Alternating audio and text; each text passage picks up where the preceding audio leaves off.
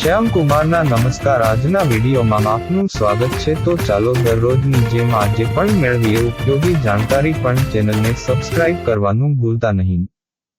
દર મહિનાની પહેલી તારીખે પૈસા સંબંધિત નિયમોમાં ફેરફાર થાય છે. એલપીજી સિલિન્ડરની કિંમત સરકાર નક્કી કરે છે. આ સિવાય સીએનજી અને પીએનજીના દર પણ નક્કી કરવામાં આવ્યા છે. દેશની 3 મોટી બેંકોમાં સામેલ ભારતીય બેંક અને પંજાબ એન્ડ સિંધ બેંકની સ્પેશિયલ એફડી માટેની અંતિમ તારીખ 30 જૂન સુધી છે. જો તમે સ્પેશિયલ માંગ રોકાણ કરવાનું વિચારી રહ્યા છો તો આ મહિનાના અંત સુધીમાં કરી લો. આરબીઆઈના નવા નિયમો ક્રેડિટ કાર્ડ બિલ પેમેન્ટ પર અસર કરી શકે છે. એલપીજી સિલિન્ડરની કિંમત. એલપીજી સિલિન્ડરની કિંમતો દર મહિનાની પહેલી તારીખે નક્કી કરવામાં આવે છે. છેલ્લી વખત 1 જૂનના રોજ સરકારે કોમર્શિયલ સિલિન્ડરના ભાવમાં ઘટાડો કર્યો હતો. હવે જોવાનું એ રહે છે કે આ વખતે સરકાર ભાવ વધારો કરે છે કે ઘટાડે છે. 1 જુલાઈથી ક્રેડિટ કાર્ડ બિલ પેમેન્ટ સંબંધિત નિયમોમાં મોટો ફેરફાર થવા જઈ રહ્યો છે. આ પછી, કેટલાક પેમેન્ટ પ્લેટફોર્મ દ્વારા બિલ પેમેન્ટમાં સમસ્યા આવી શકે છે. કારણ કે રિઝર્વ બેંક ઓફ ઇન્ડિયાના નવા નિયમ અનુસાર, 1 જુલાઈથી, તમામ ક્રેડિટ કાર્ડ બિલની ચૂકવણી ભારત બિલ પેમેન્ટ સિસ્ટમ એટલે કે બીબીપીએસ દ્વારા થવી જોઈએ. એટલે કે 1 જુલાઈથી ભારત બિલ પેમેન્ટ સિસ્ટમ દ્વારા બિલિંગ કરવાનું રહેશે. સિમ કાર્ડ પોર્ટ નિયમો. New rules. 1 જુલાઈથી સિમ કાર્ડ સંબંધિત નિયમોમાં પણ ફેરફાર થવા જઈ રહ્યો છે. ટ્રાઈ સુરક્ષાના કારણોસર નિયમોમાં ફેરફાર કરી રહી છે. આ અંતર્ગત મોબાઈલ નંબર પોર્ટેબિલિટી (એમએનપી) નિયમમાં ફેરફાર કરવામાં આવી રહ્યા છે. જો સિમ કાર્ડ ચોરાઈ જાય અથવા ક્ષતિગ્રસ્ત થઈ જાય, તો ગ્રાહકે હવે નવા સિમ માટે થોડો સમય રાહ જોવી પડશે. કારણ કે અગાઉ સ્ટોર પરથી નવું સિમ કાર્ડ મળતું હતું. પરંતુ હવે તેનો લોકિંગ પીરિયડ લંબાવવામાં આવ્યો છે. હવે 7 દિવસ પછી નવું સિમ આપવામાં આવશે. પેટીએમ બેંકનું નિષ્ક્રિય વોલેટ બંધ થઈ જશે. પેટીએમ પેમેન્ટ બેંકના નિષ્ક્રિય વોલેટ્સ 20મી જુલાઈ 2024 બંધ થઈ જશે. આ અંતર્ગત છેલ્લા 1 વર્ષ કે તેથી વધુ સમયથી કોઈ ટ્રાન્ઝેક્શન થયું નથી અને જે વોલેટમાં 0 બેલેન્સ છે તે બંધ થઈ જશે. આનાથી પ્રભાવિત તમામ વપરાશકર્તાઓને જાણ કરવામાં આવશે અને તેમને વોલેટ બંધ થવાના 30 દિવસ પહેલા જાણ કરવામાં આવશે. 3 નવા ફોજદારી કાયદા અમલમાં આવશે.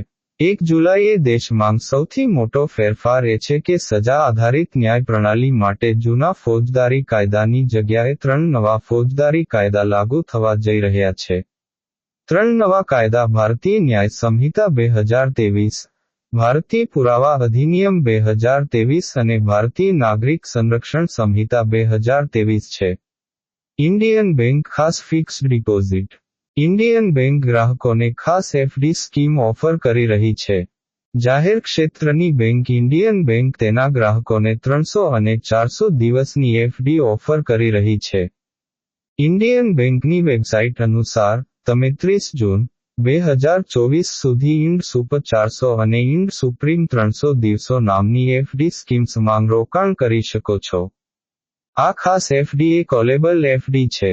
કોલેબલ એફડી એટલે કે આમાં તમને સમય પહેલા પૈસા ઉપાડવાનો વિકલ્પ મળે છે. ઇન્ડિયન બેંકની ઇન્ડ સુપર એફડી 400 દિવસ માટે છે.